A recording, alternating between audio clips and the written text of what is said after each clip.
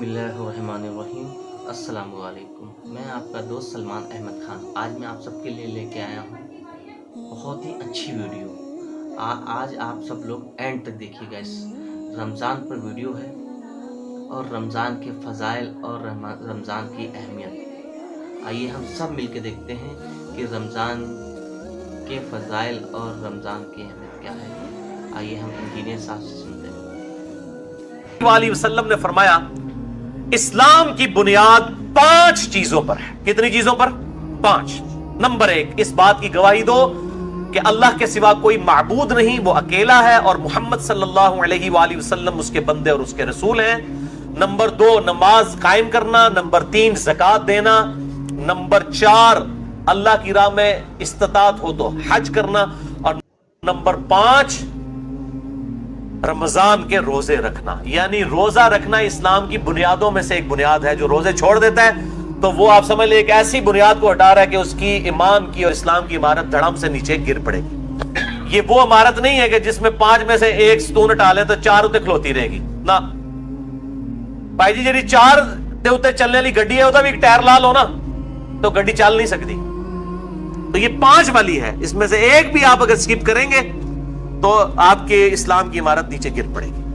दूसरी हदीस भी बुखारी और मुस्लिम की मुत्तफकुन अलैह हदीस है, मिशकात में 1956 है।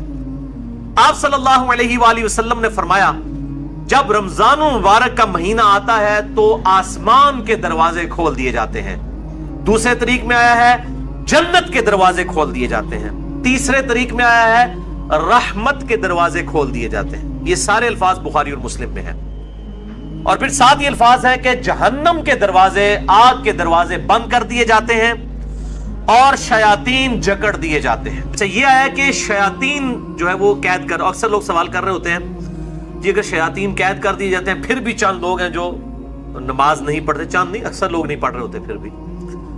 तो मेरे भाई 11 महीने तक जब शैतान ने पैडल मारा है आपकी साइकिल को, उसके बाद 1 महीने ना भी मारे वो, फिर भी थोड़ी दूर तक तो ये मामला चलेंगे ना। फिर सबसे बड़ी चीज नफ्स है इंसान का, वो साथ लगा हुआ है।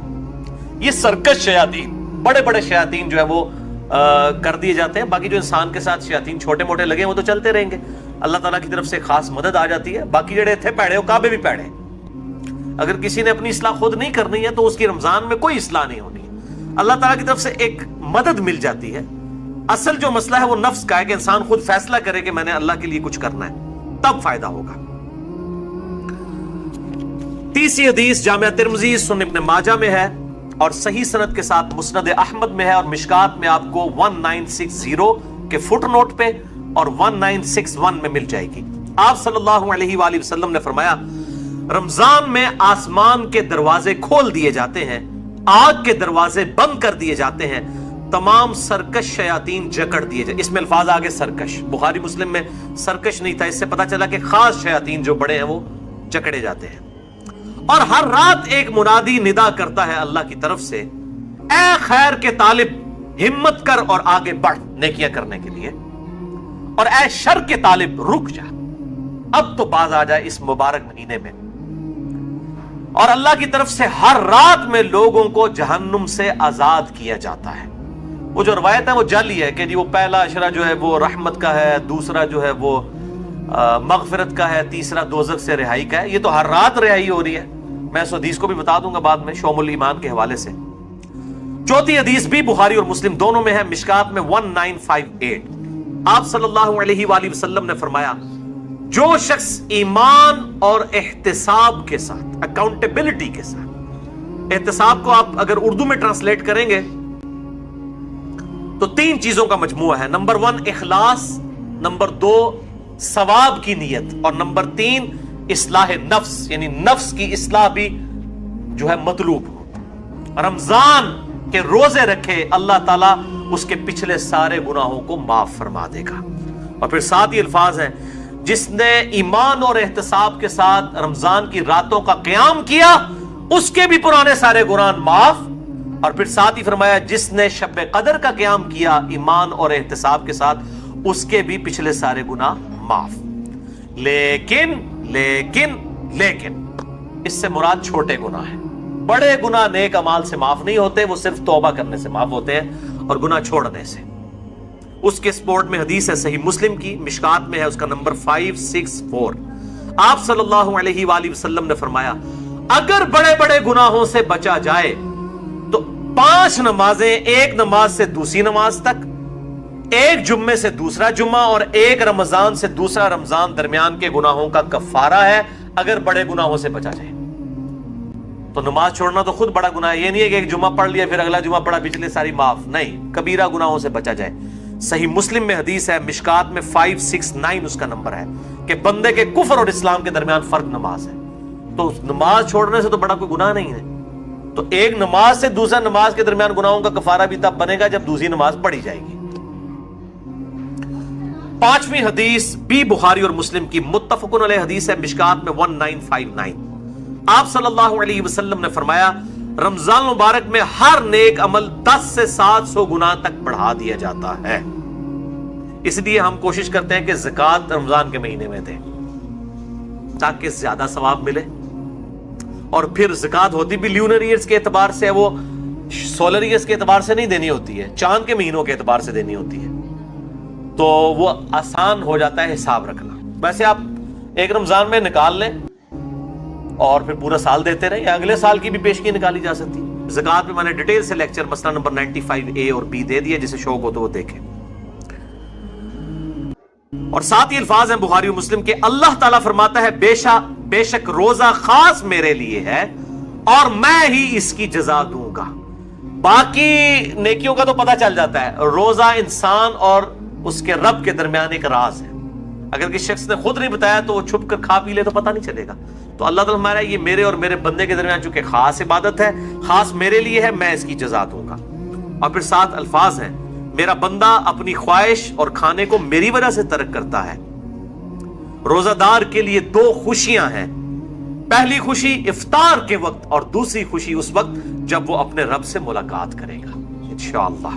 اور پھر 7 ہی الفاظ ہیں، روزہ دار کی منہ کی بو اللہ تعالیٰ کو کستوری کی خوشبو سے بھی بڑھ کر عزیز ہے۔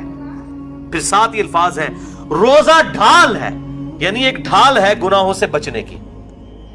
جب تمہارا روزہ ہو تو فحش گوئی اور گناہوں سے اجتناب کرو، اگر روزے کی حالت میں کوئی تم سے جھگڑا کرے تو اس سے کہہ دو کہ میں روزے کی حالت میں، اللہ تو ڈر، میرا بھی روزہ ہے تیرا بھی روزہ ہے یار، جان چھٹ۔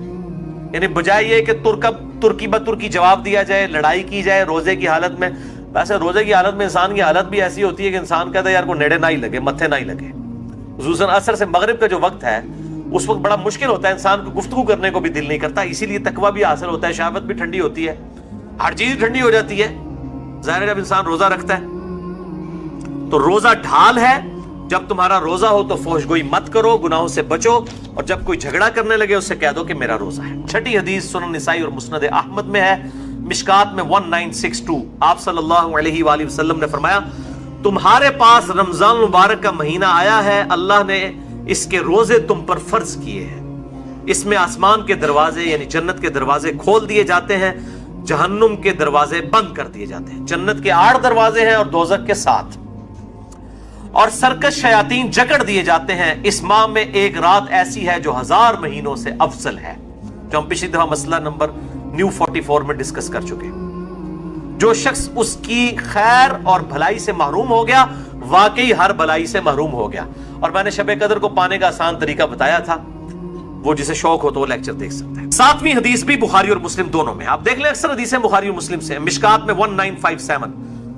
اس میں الفاظ ہے کہ جنت کے 8 دروازے ہیں، ان میں سے ایک دروازے کا نام ہے الریان، جو خاص ان لوگوں کے لیے ہے جو روزہ دار ہیں۔ ان کو اس دروازے سے آواز دی جائے گی کہ جو دنیا میں روزہ رکھا کرتے تھے، الریان دروازے سے ندا کی جائے گی اور ان کو جنت میں اس دروازے سے داخل کیا جائے گا۔ اس کے علاوہ ذاکرین کے لیے ہے اور قتال کرنے والوں کے لیے، مختلف نیکیوں کے لیے دروازے آئے ہیں۔ 8ویں حدیث بھی بخاری اور مسلم دونوں میں ہے، مشکات میں 2053۔ آپ صلی اللہ علیہ وآلہ وسلم نے فرمایا جو شخص اللہ کی راہ میں، یعنی اس راہ میں مراد جہاد اور قتال، اللہ کی راہ میں نکلنا، نیکی کے اعمال کرنا اور قتال کے لیے سب کچھ اس میں شامل ہے، فی سبیل اللہ کے الفاظ ہیں، اس حالت میں بھی روزہ رکھے تو اللہ تعالیٰ اس کے اور دوزخ کے درمیان 70 سال کی دوری ڈال دے گا، جو اللہ کی راہ میں روزہ رکھے۔ اور اسی کا ایک طریق ہے جامعہ ترمذی میں، مشکات میں ہے 2064. پچھلا بخاری اور مسلم کا تھا، مشکات میں 2053 تھا، یہ مشکات میں 2064 ہے کہ جو شخص اللہ کی راہ میں نکل کر روزہ رکھے، اللہ تعالیٰ اس کے اور جہنم کے درمیان زمین و آسمان کے فاصلے کے برابر دوری قائم کر دے گا. یہ بات سمجھانے کے لیے. نویں حدیث جامعہ ترمذی، سنن الکبری البیہقی اور شرح السنہ امام بغوی کی کتاب میں ہے اور مشکات میں 1992 ہے. آپ صلی اللہ علیہ وسلم نے فرمایا جو شخص کسی روزہ دار کا روزہ افطار کروائے یا کسی مجاہد کی تیاری کروا دے، اس کو بھی اس کی مثل ثواب ملے گا. اور یہ کرنا چاہیے. آپ سامنے بیٹھے ہوں، آپ اپنے حصے کی کھجور کسی اور کو دیں، جیسا مسجد میں ہوتا ہے لوگ اپنے گھر سے کھجوریں لے آتے ہیں، آپ اپنے حصے کی کھجور کسی اور کو دیں، اس کے حصے کی خود لیں، تو ڈبل ڈبل روزے کا ثواب کمائیں. چوپڑیاں نہ دھو دو تو روزہ کھلوانے والے کے ثواب میں اس کو بھی وہ ثواب ملے گا، اور جس نے رکھا ہے اس کے ثواب میں کمی بھی نہیں ہوگی. 10ویں حدیث جامعہ ترمذی اور سنن ابن ماجہ سے ہے اور مشکات میں 2249 ہے. آپ صلی اللہ علیہ وآلہ وسلم نے فرمایا 3 آدمیوں کی دعا ضرور قبول ہوتی ہے. نمبر 1، روزہ دار جب افطار کے وقت دعا کرتا ہے. نمبر 2، عادل بادشاہ. اور نمبر 3، مظلوم کی دعا. اب وہ دعا کی قبولیت کس فارم میں ہوگی یہ بڑی ڈیٹیلز ہے. مثلا نمبر 82 میرا ریکارڈڈ ہے، جسے شوق ہو تو وہ دیکھ سکتے ہیں. 11ویں حدیث یہ واحد ہے جو مشکات میں نہیں ہے، سنن ابن ماجہ میں ہے 1753. جو پچھلی تھی وہ سنن ابن ماجہ میں 1752 ہے، جو مشکات میں 2249 ہے. یہ مشکات میں نہیں لیکن سنن ابن ماجہ میں. اس سے اگلی حدیث ہے 1753 کہ آپ صلی اللہ علیہ وآلہ وسلم نے فرمایا افطار کے وقت کی گئی دعا رد نہیں کی جاتی. اس میں الفاظ تھے کہ دعا قبول ہوتی ہے، اس میں الفاظ ہیں رد نہیں کی جاتی.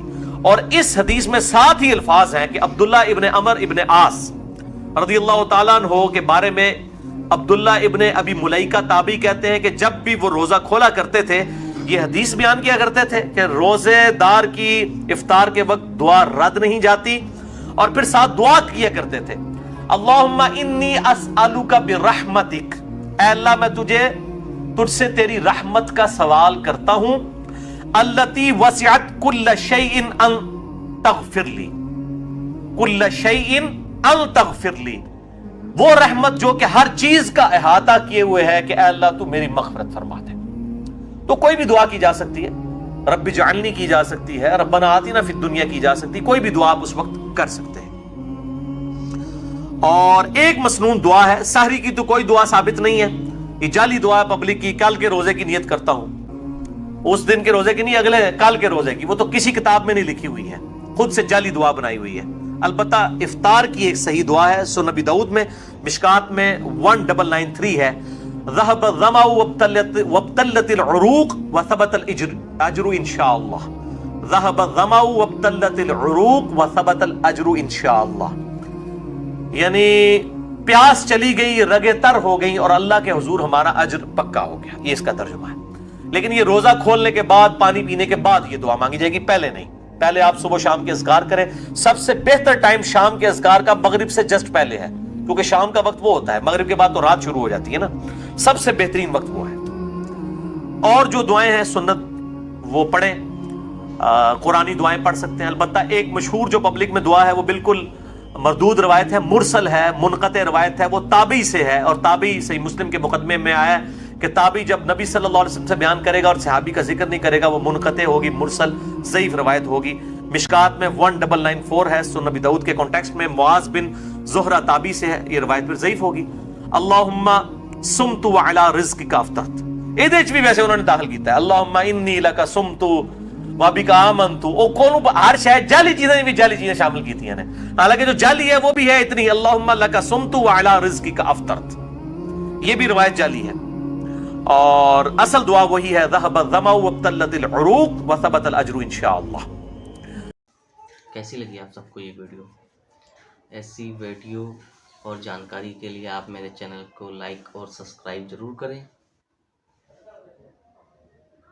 آج کے لیے اتنا ہی، اللہ حافظ.